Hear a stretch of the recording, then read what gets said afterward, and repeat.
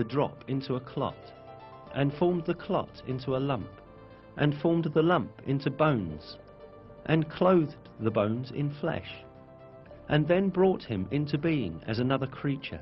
Blessed be God, the best of creators.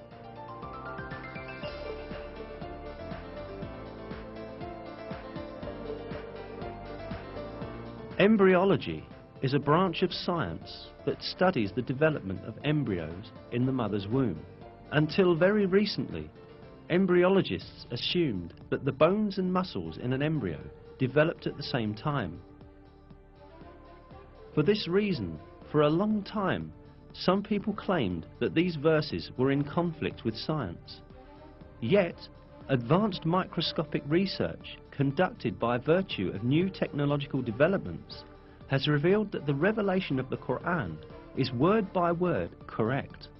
These examinations at the microscopic level showed that the development inside the mother's womb takes place in just the way it is described in the verses.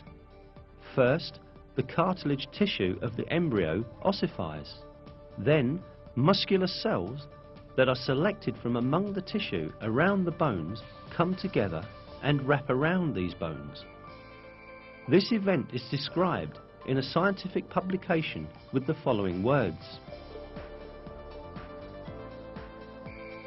During the 7th week, the skeleton begins to spread throughout the body, and the bones take their familiar shapes. At the end of the 7th week, and during the 8th week, the muscles take their positions around the bone forms.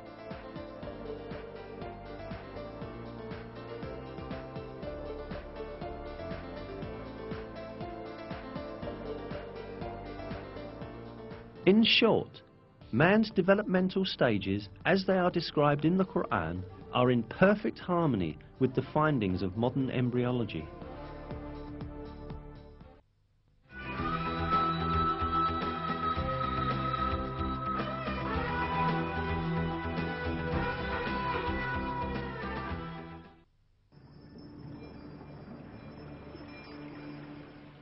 In the Qur'an, it is related that man is created in a 3-stage process in the mother's womb.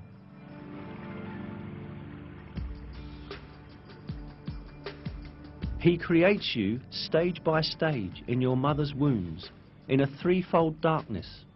That is God, your Lord. Sovereignty is His. There is no God but Him. So what has made you deviate?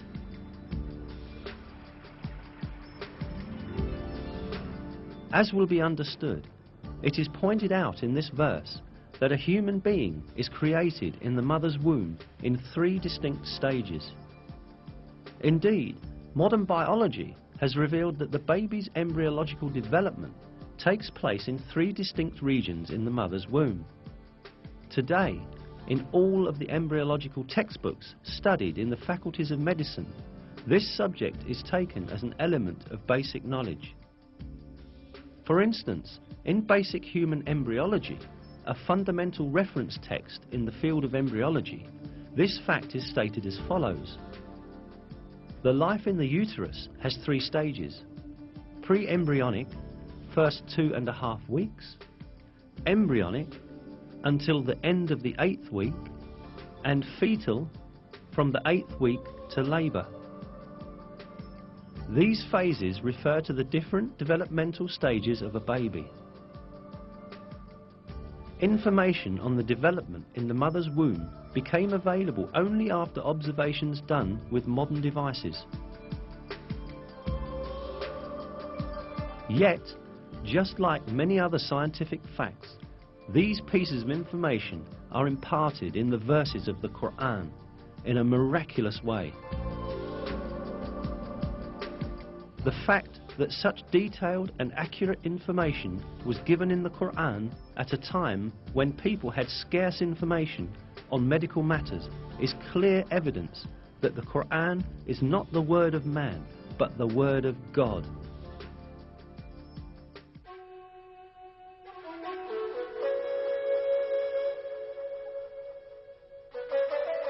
Another miraculous aspect of the Qur'an is that it revealed beforehand a number of important events that would occur in the future. The 27th verse of Surat Al-Fath, for example, gave the believers glad tidings that they would conquer Mecca, which was then under the occupation of pagans.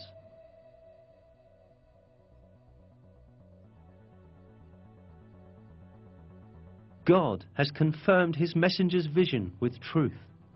You will enter the Masjid al-Haram in safety, God willing, shaving your heads and cutting your hair without any fear. He knew what you did not know and ordained, in place of this, an imminent victory.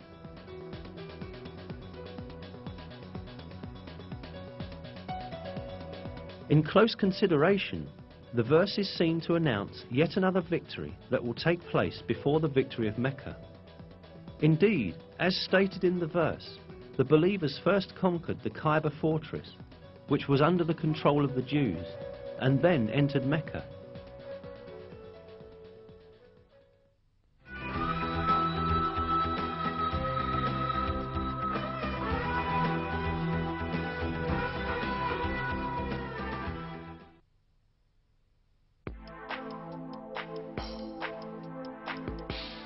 Another piece of news that the Qur'an gives about the future is found in the first verses of Surat Ar-Rum.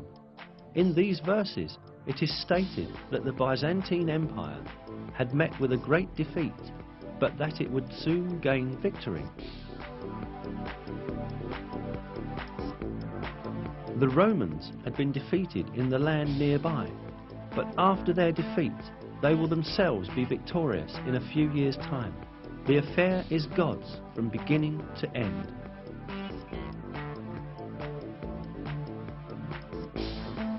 These verses were revealed around 620 CE, almost 7 years after the severe defeat of Christian Byzantium at the hands of the Persians, when the Byzantines lost Jerusalem. Yet it was related in the verses that Byzantium would shortly be victorious. In fact, Byzantium had then suffered such heavy losses that it seemed impossible for it even to maintain its existence, let alone be victorious again. Not only the Persians, but also Avars, Slavs and Lombards posed serious threats to the Byzantine Empire. The Avars had come as far as the walls of Constantinople. The Byzantine Emperor Heraclius had ordered the gold and silver in churches to be melted and turned into money in order to meet the expenses of the army. Many governors had revolted against Emperor Heraclius, and the empire was on the point of collapse.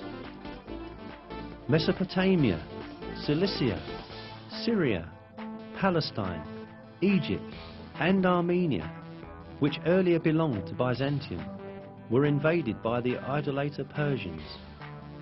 In short, everyone was expecting the Byzantine Empire to be destroyed. But right at that moment, the first verses of Surat Ar-Rum were revealed, announcing that Byzantium would gain triumph in a few years' time. Around 7 years after the revelation of the first verses of Surat Ar-Rum, in December 627 CE, a decisive battle between Byzantium and Persian Empire was fought at Nineveh, and this time the Byzantine army surprisingly defeated the Persians. A few months later, the Persians had to make an agreement with Byzantium, which obligated them to return the territories they had taken from them. At the end, the victory of the Romans, proclaimed by God in the Qur'an, miraculously came true. Another miracle revealed in these verses is the announcement of a geographical fact that could not be discovered by anyone